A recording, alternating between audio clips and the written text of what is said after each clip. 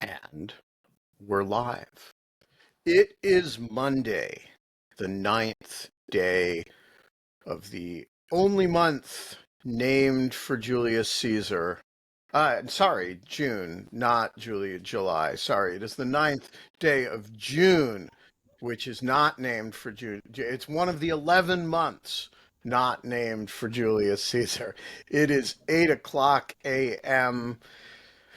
And, you know, I gotta say, I had a very relaxing weekend. I planted 100 sunflowers, each and every one of which is antagonizing the entire Russian Federation.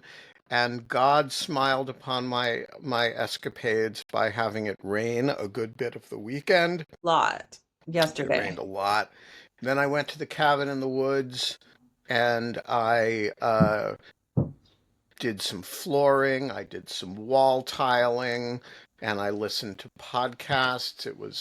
I listened to the event that Holly was going to go to on Friday, but didn't. And I have a bunch Now of I have little cuts and bruises all over my hands and arms. And I feel great. It's a wonderful thing. The sun isn't shining. The birds are chirping.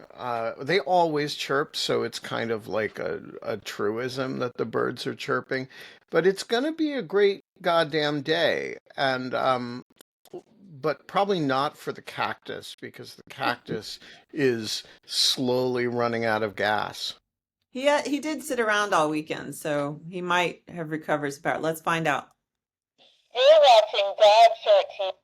Nope. Whoa, he can barely get through can't even get through the first sentence anymore. The The cactus, snowman is so the excited. snowman is excited because the cactus, his frenemy is ailing. Um, Look, even if the cactus can't say it anymore, the you are watching Dog Shirt TV, and it is a revolution in morning television. One of the revolutionary features, of which there are many, but it's one that we don't talk about that often, is that sometimes Holly texts me in the morning that she can only stay for a bit, but she wants to talk about Los Angeles. And so the entire show then becomes about Los Angeles. And then another one of the revolutionary features is that um, in response, Nastia might text, who spent the night in a bomb shelter, by the way, but she might Then text anyway and says that she has a list of basic legal questions from listening to last week's Trump's trials and tribulations that she wants to know the answer to.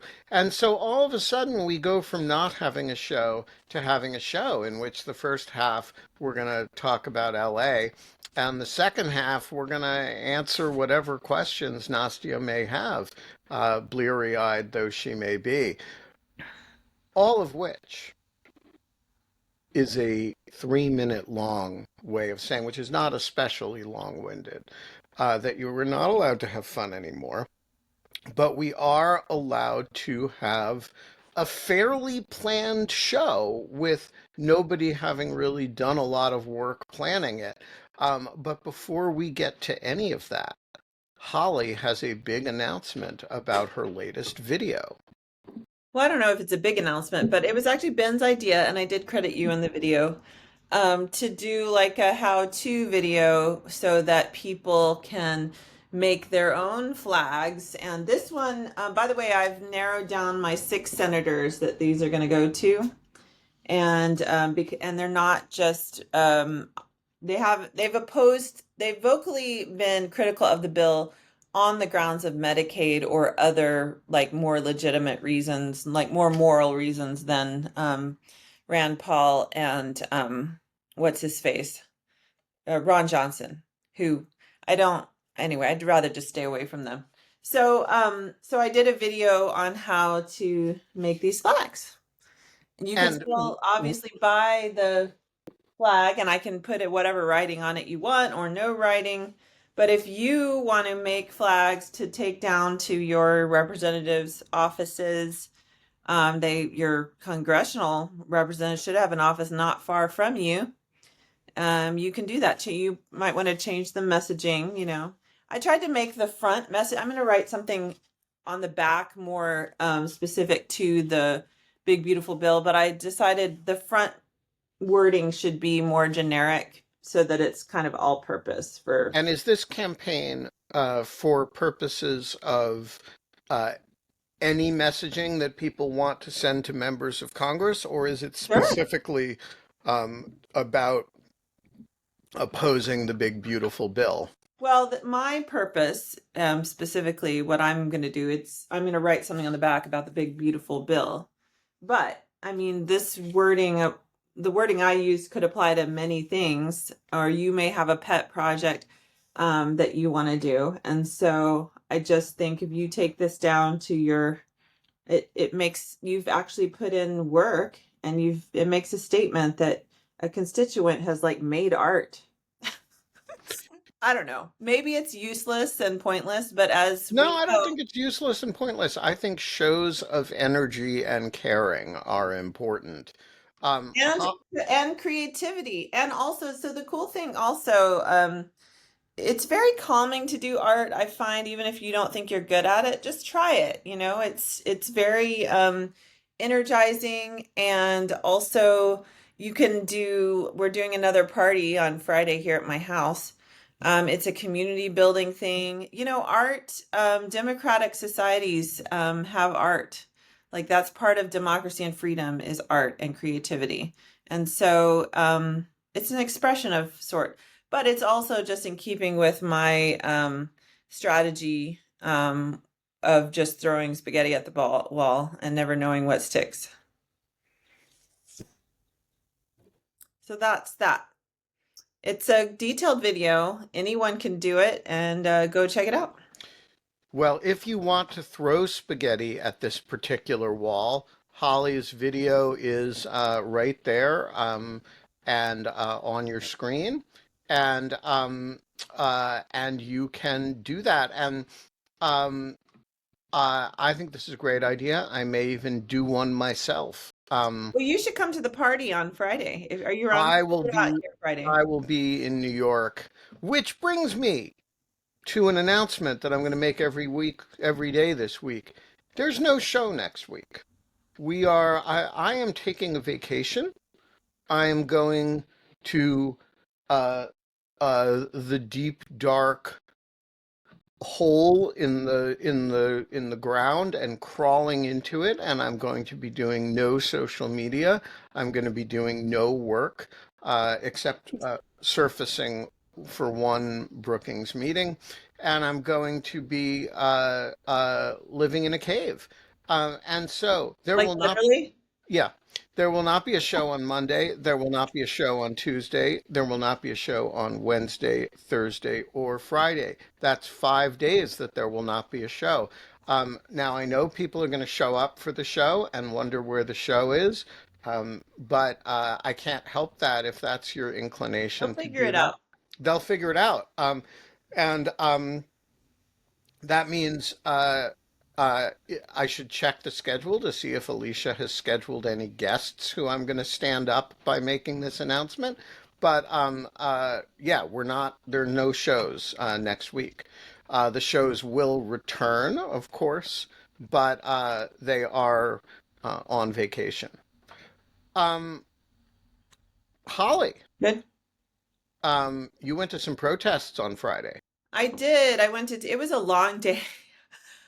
Because so I went to the rally, Unite for Vets rally, which was organized by a sort of consortium of groups, including Principles First, with which I'm affiliated. Yeah, I can't be And affiliated with Principles First because I have no you principles. And put your so, principles last, or you well, don't no, even. it's not that I put them last, it's that I just don't have them at all. And therefore, they don't invite me to their events. They And did though. You've been to one of their events. yeah, but then they would never have me back because I have no principles.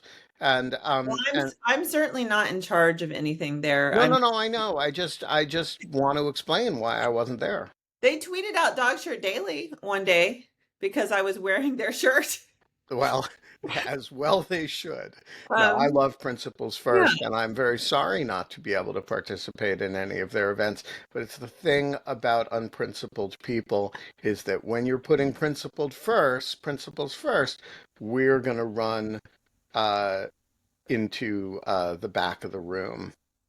Yeah, okay. Well, anyway, they were an organizer and it was a very festive atmosphere. It's big. I'm terrible at estimating crowd sizes, and the crowd was sort of they had like a full stage set up with monitors and speakers. So the crowd was like spread out and especially retreating into the shade trees because it was at least the beginning part was a warm, sunny day. And so it was hard to estimate, but it was, I mean, it was large. I would guess 10,000 people at least. I don't know. It was thousands there. How's that? It was thousands of people and lots of good speakers. Tammy Duckworth, Adam Kinzinger, the Dropkick Murphys played, which was rockin'. They were awesome. And yeah, it was fun. But I showed up early because I had volunteered to help, and then I showed up and there really wasn't anything for me to do. So I ended up just just kind of hanging out for Lolling hours about. upon hours. And then I walked up to the Supreme Court where the Bulwark and Crooked Media and Human Rights Campaign and those were the main organizers, I believe, had a rally for Andre Hernandez Romero, the gay makeup artist that's in CCOT, as well as others in custody there. And that was really, really good. Good turnout there. Not thousands of people, but hundreds of people for sure. I have to say, I listened to the event at the Lincoln Theater that I did not followed go to that, because I was wiped. which was a weird combination of hilarious and very moving with Sarah Longwell and Tim Miller and John Lovett. And I perhaps the funniest part was when they did the straights v gays, um, uh, I have a funny story about that. and they had to pull out, a prototypical straight in order to do it, and they pulled out Michael Fanone, which was very funny. Yeah, No, apparently he'd done undercover work in gay bars as a indeed, undercover it and had was funny. interesting stories about it. He Yeah, did. so He's funny. He can be very funny and also scary. He's very and also he is a really prototypical straight guy. Um, extremely. all right. But my Um, funny story about that, if I can just add on, is one of the because I also listened to the show. I was supposed to be at the show. I had tickets. I bought tickets. It was a fundraiser, so I don't mind buying tickets and not going because at least, the money's going to a good cause. But I was just too white. But in that gay versus straight, they had something anyway, they had a they had a picture of a quilted Vera Bradley bag as a like prototypical straight woman thing, and then they were just like, which they're not stylish or anything, but very practical. Anyway, as a straight woman accessory, and then they were just trashing it. Obviously, the gay men in particular just had no time for the frumpy Vera Bradley quilted bags. But the funny thing is, had I been at the show, I would have literally been carrying that. that's Because, pretty funny. right, because another classic straight woman who's the personification of a Vera Bradley bag, the estimable Mona Charon, gave me that bag for my birthday and she told me, she's like, and I didn't have one before, and she said you need this because it's the perfect Because size someday there's because I'm going a to be a I'm a middle-aged bulwark woman. event making fun of this bag, and you need to own it. That's right, and I'm a proud middle-aged straight white woman. I think the white part is also in there somewhere. And so, but she said it's lightweight, it's the perfect size, it's got compartments for everything. And she's right. Like I put my stuff in, like there is no better bag that I own because all my other bags are like leather and they're like heavy, like just empty. This bag weighs nothing. Like I mean nothing. It's like made of clouds, you know? Um, but Well, I yeah, had never heard of the bag when they started making fun of it, and I was listening to it on a podcast, not watching it on YouTube, and so it all kind of went over my head, except that it was some kind of basic white woman bag that yeah. they And to um, be clear, like objectively speaking, it is completely frumpy and not stylish. Like when I'm going to be honest, when I opened the bag, the gift from Mona, I was thinking like, oh, um, this looks very practical, but if I start carrying this around, I've basically just given in to my age or older. Like I've basically just like, you know, I've arrived at menopause. Like this is it. And and then I was like, but it does look very, and it's so light, and I'm just gonna try it. And I moved all my things in it, and now like this bag has changed my life. Like it's like who needs to be stylish when you can have the perfect size bag with all the proper compartments and it weighs like nothing. I mean, who needs to be stylish?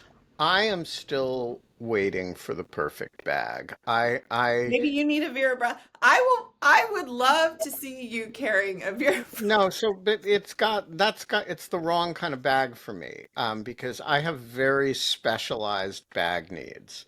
And we can do a for show. lasers, right? You got to fit. Well, no, the lasers don't fit in the bag because they're a little big for that. But it's got to be able to hold a camera. It's got to be able to hold an EpiPen. It's got to be able to This one's strap real rip. on me. Yeah. Um, it's very specialized bag needs, and Maybe you and could start Vera Bradley Men. and maybe, and I've got and boy, do I not care how it looks. Um, Yeah. all right, Anyway, you moving have on. questions about LA. I'm not sure I have answers. Okay, well, let me just so JVL of the Bulwark put out a trial last night that is classically JVL and very alarmist. Like this is the basically the beginning of the federal government like shooting everybody. Um, I have another loved one who will remain nameless, who is more blasé about this and points out that the federal government does have you know, enforcement authority over immigration, and protesters were throwing things at the law enforcement officers. I I tend to agree with JVL, but I just thought I'd put it out there. My point to my friend, my loved one, was that um, first of all, they're not just deporting people, but they're like rounding people up en masse, including people that are not illegal immigrants, and that this is a gross overreaction to the actual situation. But I thought I would put those two points of view to you. I will also add a mini rant about protesters who use violence. People, just stop it. If you want to get in between ICE and the raids, it's called nonviolent civil disobedience. This is what won the civil rights movement and basically most every effective movement in recent history. You sit down, you take a peaceful posture, you literally turn the other cheek. You let them arrest you if they want. You accept the consequences of that. You keep the moral high ground that way. And then you get, instead of pictures of rioters throwing things at policemen and policemen lobbing back tear gas, that plays very well on Fox News. Instead of that, they're going to get peaceful people sitting cross-legged on the ground or linking arms or praying, singing. doing what William Barber was doing in the Capitol every time he's been arrested. And then they're hauling away people and turning fire hoses on people and things like that. And that makes a much more powerful statement. So I just think the resistance, such that it is, they need to go to school in what is effective here, and any kind of violence is not only is it not morally acceptable, but it's not helpful and it's not effective, and just stop it. So that's it. Then I'll give it to you. Yeah, so there's a bunch there. And let me unpack it a little bit. First of all, I agree with you entirely about the violent stuff. There does seem to have been some rock throwing, some tear gas canisters thrown back at cops, query whether the cops should have thrown them in the first place. There does seem to have been both bad crowd control efforts and bad crowd behavior. Um, and to the extent that people are engaged in uh, violent activity of any kind, that is really counterproductive and provides a pretext for what the administration is doing, and people need to not be doing that. Um, so, uh, the second thing is, you know, it is lawful and not inappropriate for ICE to do interior enforcement. That is, if they have reason to believe that so and so is here uh, unlawfully, they're allowed to go pick that person up. Now, when you do that at scale, you're going to piss a lot of people off, both because um, you're going to pick people up and who are reasonable members of their community, whatever their immigration status may be, who are liked and who have family, who are going to, and friends who are going to be upset. And number two, because when you do it at scale, you're going to make mistakes. And you're going to pick people up who are either here legally or in some cases who are citizens.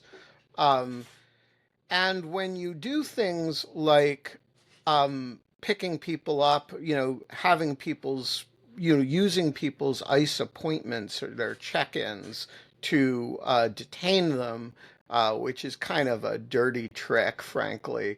Those are very provocative things to do. Now, are they legal? Yes, they're legal. Are they appropriate? That's a matter of opinion, and we all have our different opinions about it. I think a lot of the tactics that are being used here are very inappropriate. But that's, you know, the president was elected, I was not, right? And so the third thing I will say is protesting ICE activity is entirely appropriate and legitimate. It is a matter of First Amendment right. Um, so all of that is baseline. By the way, I don't think any of it is subject to reasonable disagreement.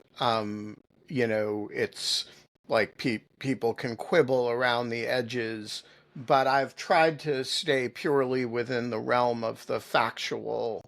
Um, uh, so so now let's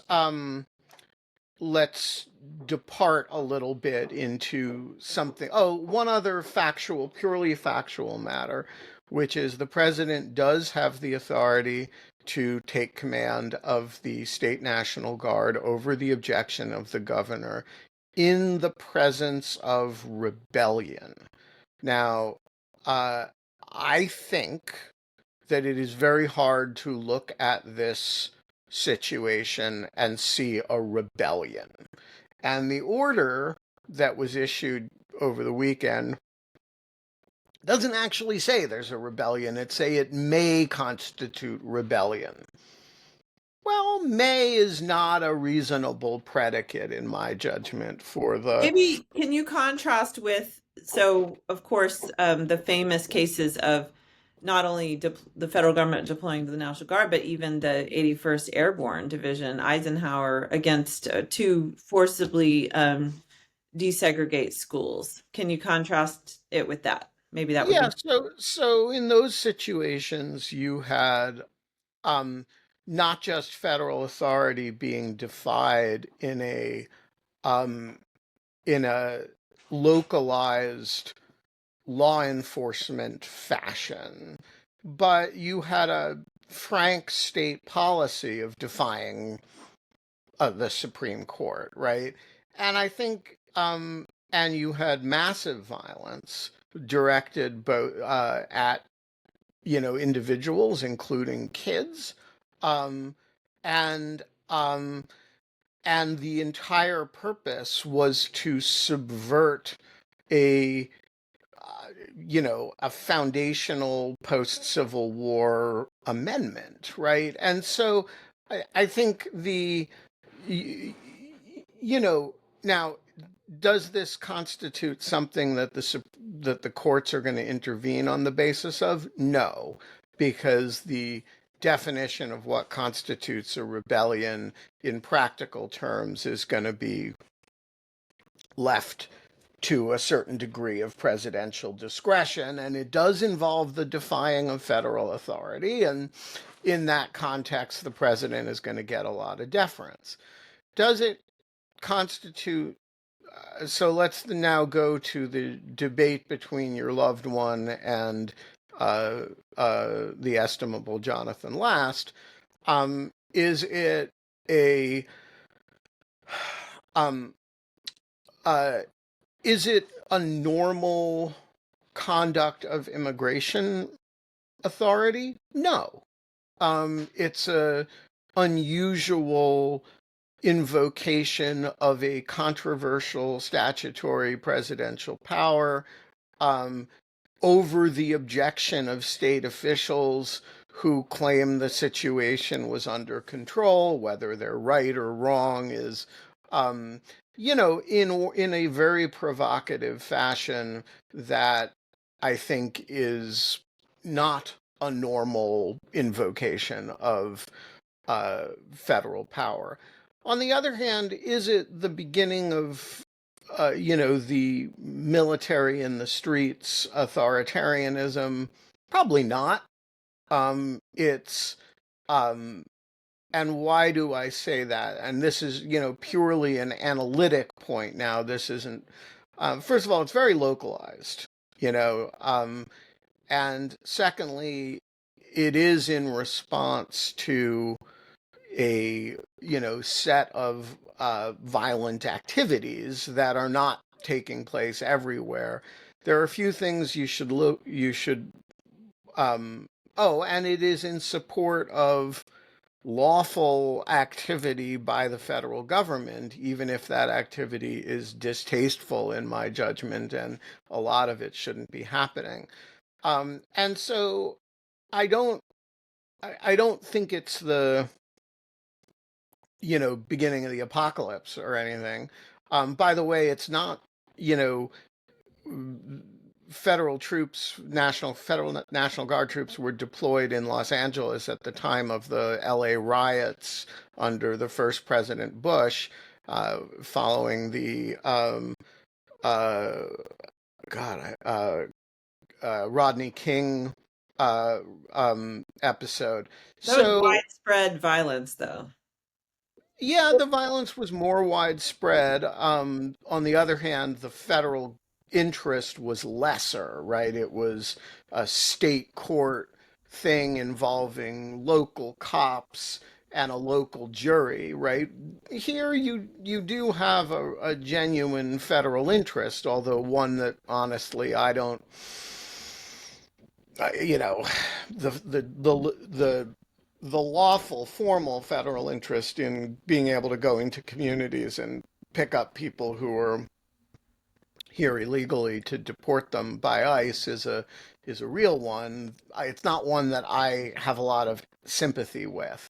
Um, so my view is the real question of the danger of it arises when the troops, if they stay, you know, and the thing to watch for here is assuming the protests calm down and we don't have an ongoing set of uh, interactions between protesters and National Guard, that gets into some Kent State shit there, and you don't, you really shouldn't want that. But assuming things calm down and ICE is able to, do its job, Nastia froze Ben. You froze Ben, Nastia. I am not I didn't frozen. mean to do that. I am not Oh, he's frozen. I just go like Ava. this sometimes. Um, Yeah. do they stay at that point or do they disappear? And that's how I will be evaluating it. Well, Hello, last Nastia. Rob, Hello, Ava. I gotta Hello. run. But last thing, and then I'll hand it over to Nastia, is the other thing that they could do that would be worrying to me anyway, is let's say I go to a peaceful protest, what I think is a peaceful protest, and then they deploy some sort of bigger force that enrages the crowd, and then there's some violent elements of the crowd that tangle with law enforcement, and then they decide like they're going to use digital data or like basically round up everybody at that protest and like arrest them.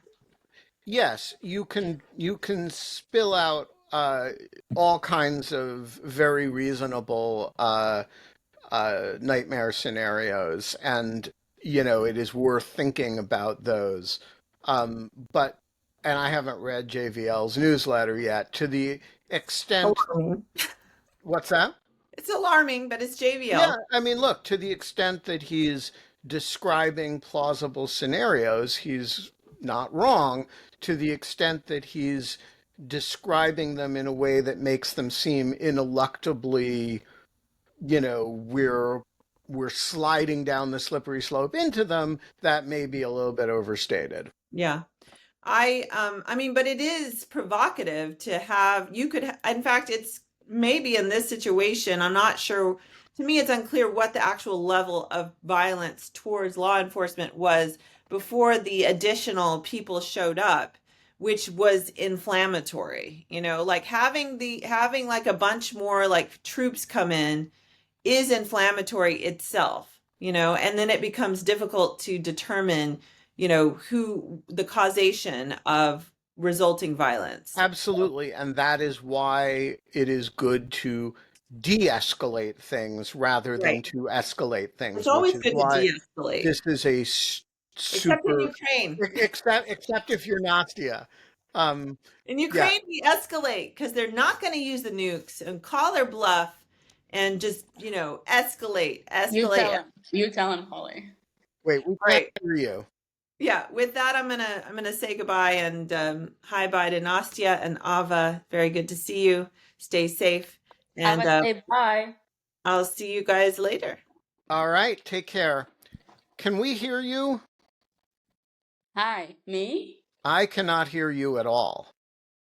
Can Um, people not hear me? Okay, John is writing in caps, she's fine, so I'm oh, fine. wait. Everybody else can hear you except Ben, me, what is it with you and which hearing is me in really these weird recordings? because I heard Holly just fine. Um, hmm. Let me refresh my screen. Ava, what do you have to say? Mm,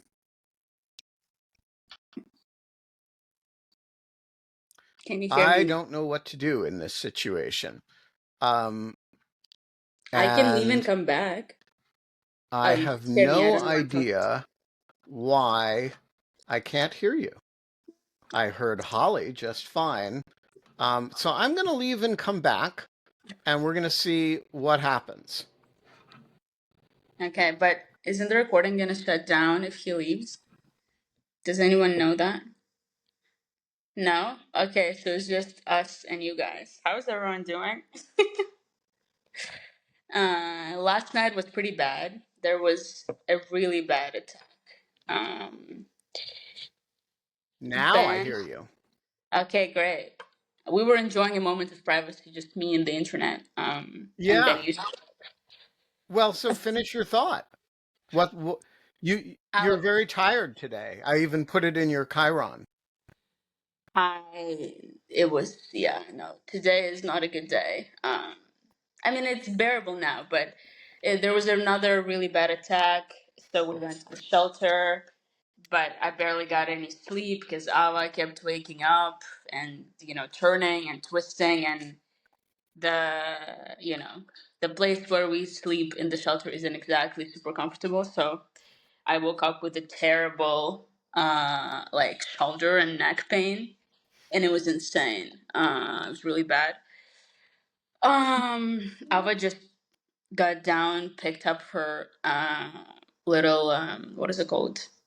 Mm, the thing that you cover yourself with, blanket, and just like walked away. I think she's ready for a nap. Anyway, so I woke up with really bad pain. I mean, it's obviously not the most important thing about the attack. The most important thing is that not much damages have happened, as far as I can tell. There were a lot of drones and missiles going to Western Ukraine, which is a little unusual. They do that periodically, but not very often. Um, and then everything got worse when our nanny texted us and said she's sick. So we had to deal with Ava whining all day. So that was just fabulous. But then my amazing husband took her for a walk because somehow he managed to sleep through the entire night in the shelter. And I went and got a back massage. And so that's Now all is the all is drama. right with the world. No, all was right in the world after I got my hair done. You know that happens. That's what I do when things are problematic. So now it's 3:40 p.m. and I can live with this. All right. This day is not bad. All It was, right. So you said you had some agenda items. yeah. I have a bunch of like random legal questions, which you said I should not text you because it's impossible to explain them in text, and I should just like write a list and then we can talk about it. All right. Um, okay, so one of the questions is, why does bail exist? Oh, I like my whole life it has seemed like the most unfair and stupid concept ever. why does it And seem it's unfair? because people can like basically pay their way out of jail. I mean, for the duration of the investigation, right? Like that has always seemed very stupid to me. When you'd see like powerful people get charged with something, and then they pay like 3 million hryvnias in the Ukrainian context, and then they like, I don't know, pay off somebody at the border and leave the country and like escape the investigation. Like that kind of thing happens all the time. So I just don't understand why that concept would even exist. Like, what is it doing? All right. So bail is actually a very important concept, and I can't talk about it in the Ukrainian context because I don't know how it operates. But I will describe it in the Anglo-American context. Is Um, my image freezing? yeah, but it'll unfreeze. Ri- Okay, Right now, it's frozen on your hand, moving I your can see hair. that. Yeah. Yeah. Um, but so bail.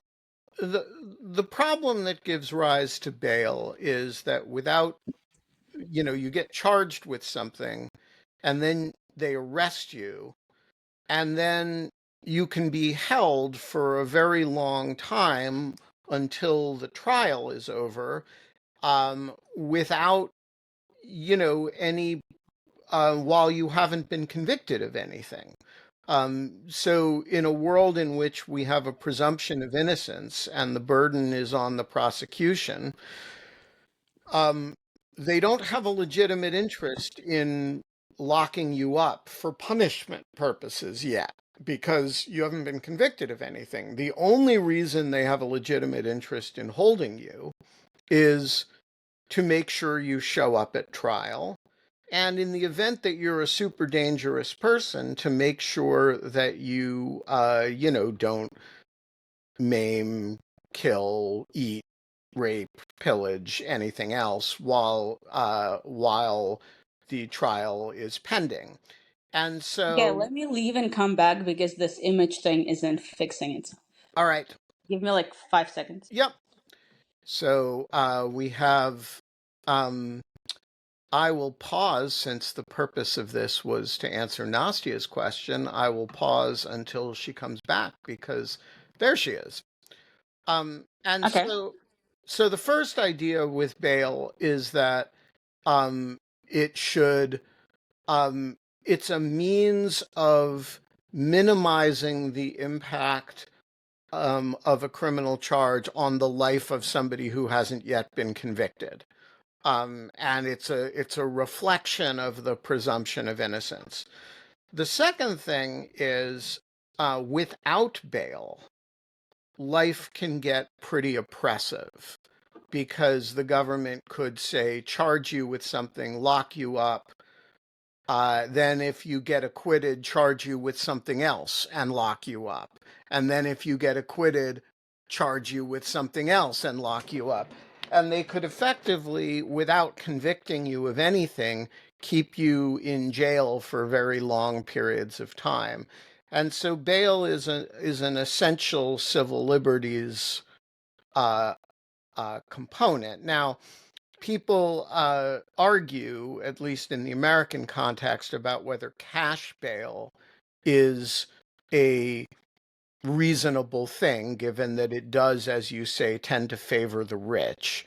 Is there another type of bail?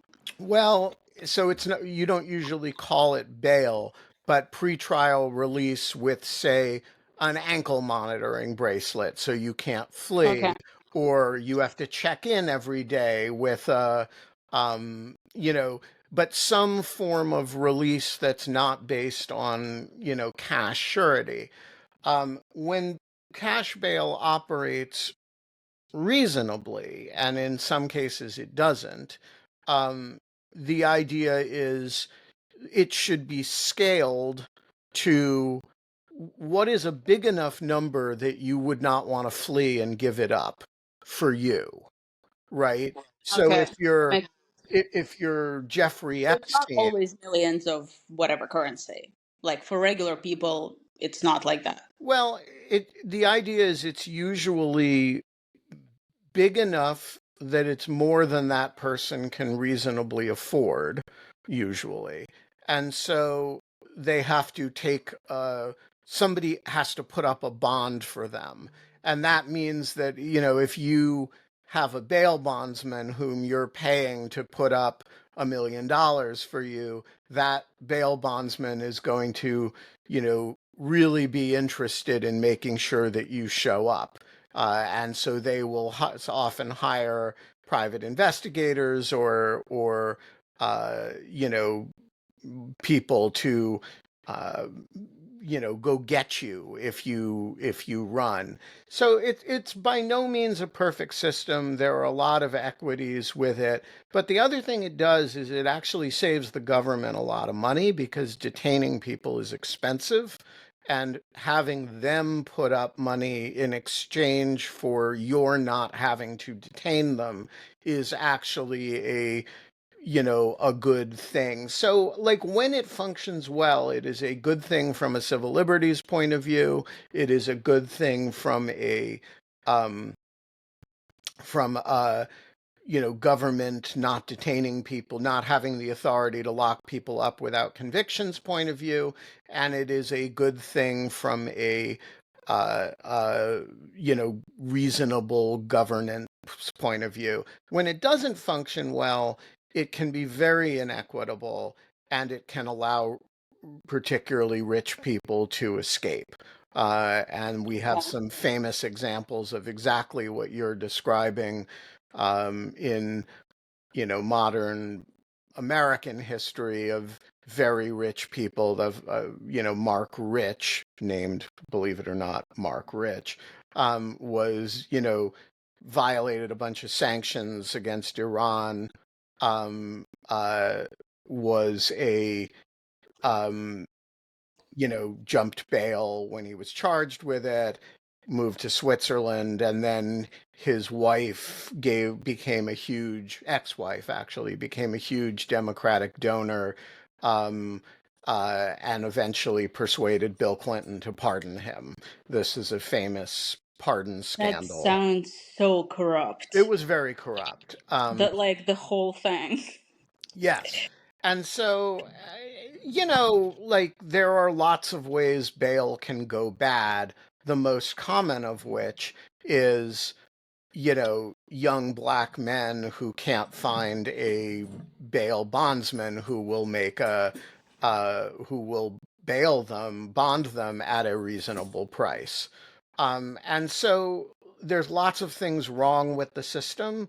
It's very hard to imagine a system that, like, when you get rid of cash bail, a lot of other bad things happen. So I don't know. It's, Kind of like democracy, I guess. pick your poison, right?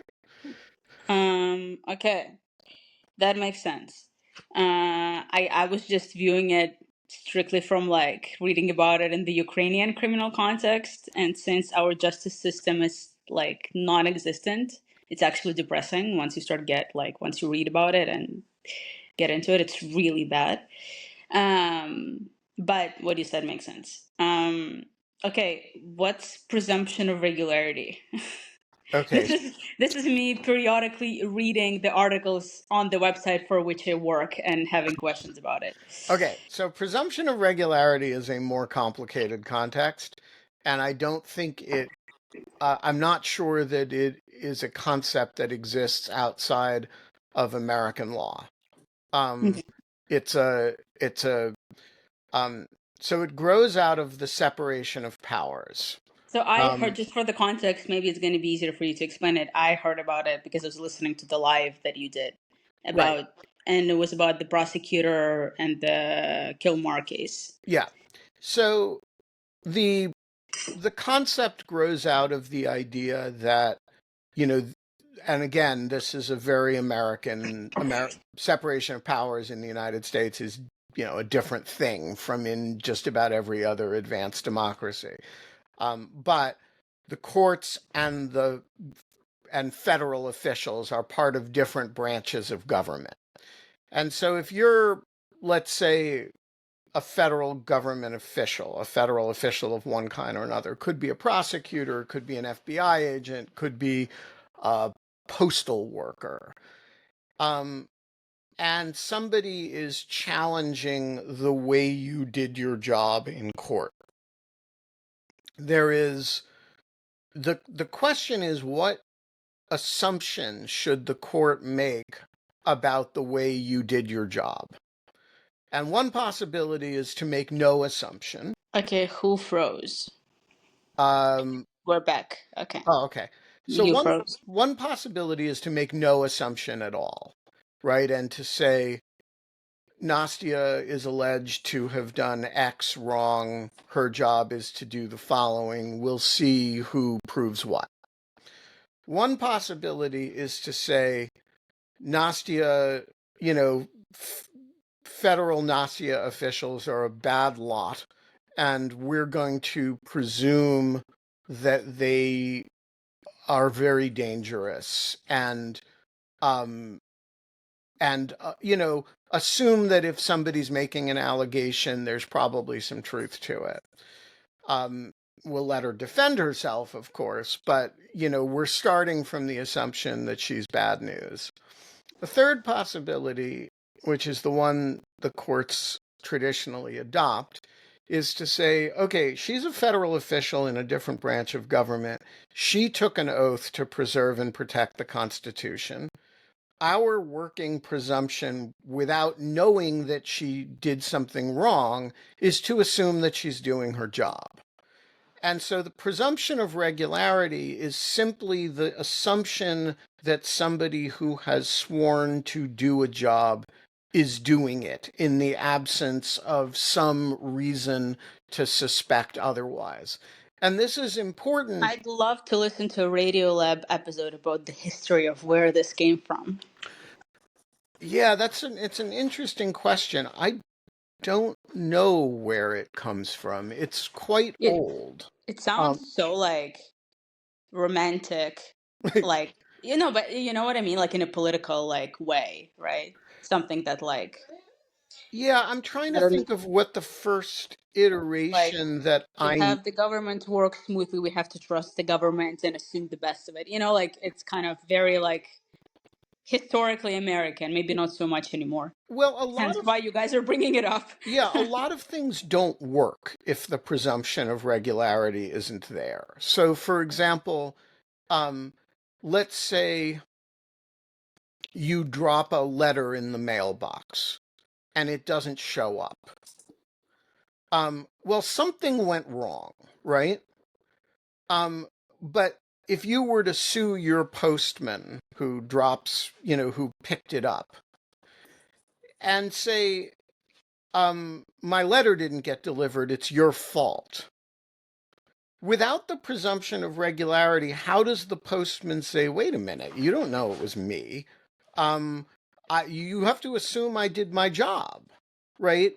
I picked up the letters that day as normal. The presumption of regularity is what requires that that that the courts really identify the source of the problem, or that you even justify that there really is a problem. Um, so it's a very important concept, but And it it's does. just about federal workers, right? Well, a lot of states have a example, have similar doctrines, but Okay, it but like does about government workers. right. It does assume that there's a good faith, that there's a basis for saying, okay, this officer is acting in, sworn oath. We should assume they're acting in good faith. What if you know they're not acting in good faith, which is the Trump situation, right? What if systemically across a lot of government activity, the fact that the president swore an oath does not seem to make much difference? Does that assumption break down? So if you're a a person being held in Sekot, and why should we assume that the government deported you there in some reasonable good faith exercise? And if you know that as a judge that the government is behaving that way, why would you look at the next case and say, well, these officials are entitled to a presumption of regularity? And so that's the reason that people are talking about it now. And it's a very deep problem. No, I haven't seen anybody propose a useful solution to it, but it's a very profound problem. I wonder if there is a way for me to learn this stuff without going to law school. I did. Okay, Yeah. fair. Which, by the way, isn't I don't even know how that happened. How? Like, at what point in your life did you start learning like law, and how did you go about doing it without without any prior experience, right? Well, so I got hired by a newspaper that was a legal newspaper. It was called Legal Times. And most people who were working for Legal Times wanted to be political journalists, and they we the group that I was with, hello Ava. She's turning the lights on and off. Ava. Boo. Boo. Yeah. Most people I worked with wanted to be political journalists, but I kind of fell in love with the law. And so when there would be a legal brief in a case that I was writing about, and I'd read it carefully, and not just for the news, but for what was being argued. And then, you start covering courts and court decisions come down and you read them. If you read a lot of court decisions, you're going to learn a lot of law real fast. Um, This gives me some confidence that I can pretty much do anything.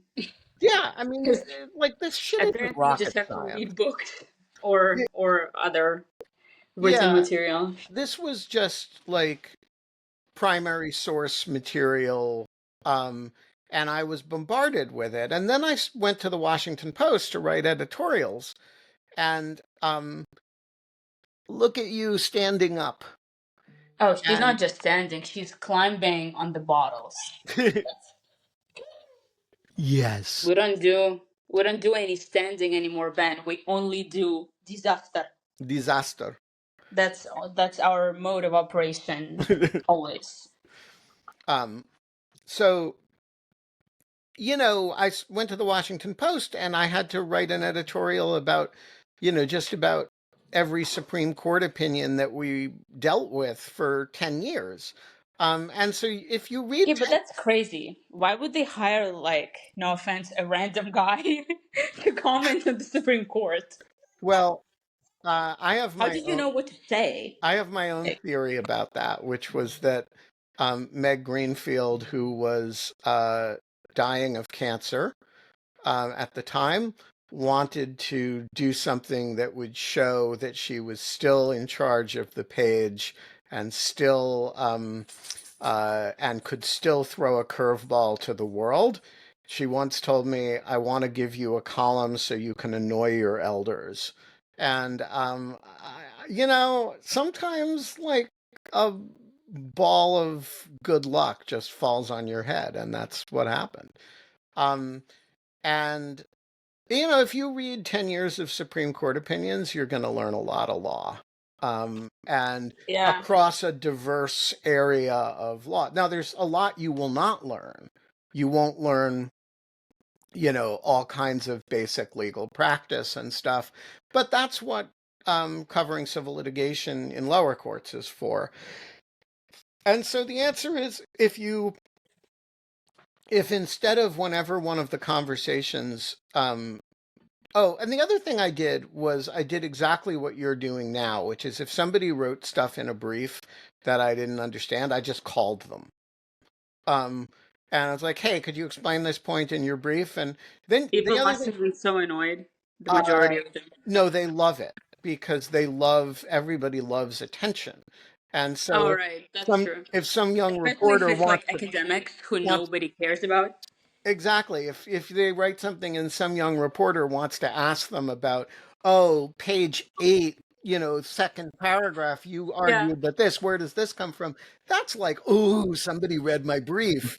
That's I really was once exciting. writing about something about the I don't know, water crisis in Crimea, but it was about like maritime law issues in the Black Sea, and there's this one Maritime analyst law, in by the way, Ukraine. is super, super fun. Sounds really complicated. I'm reading about it now in the context of Norway and like the Arctic, and I'm just like, I don't Also, know. it has the best terminology, admiralty law. Did you know when the Supreme Court just says, you know, our jurisprudence in this area, right? Our civil rights jurisprudence or our cases in this area. In admiralty, they refer to it as our cases at admiralty. Oh my God, At. that's so specific. Yeah. Our cases at admiralty consistently reflect a concern for blah blah blah. Um, it's got all this wild terminology that is Mhm. like old English law unchanged from 300 years ago. So this guy who was like your age, I texted to him. I texted him. Did you just lose me? No. I texted this analyst at like 9 or 10 p.m. because I had to like file this article like ASAP. and he spent like an hour at like 10 p.m. explaining these legal stuff to me, and I'm like, why is he so nice? Like, Yeah, I'm it's some because random reporter. people love to be asked about their work. And Um, he was so enthusiastic about it, yeah. unlike So, Ava, who did something. well, Ava is creating a disaster, and you're going to go deal And with it, and we I are going have to a wrap. husband who's awesome at dealing with disasters, Um, but we and, have to wrap up. and we are going to go. Nastia, stay safe, get some sleep, and we will talk to you anon. Folks, we're going to be back tomorrow. It's going to be spectacular. I have no idea what any of it's going to involve. Bye.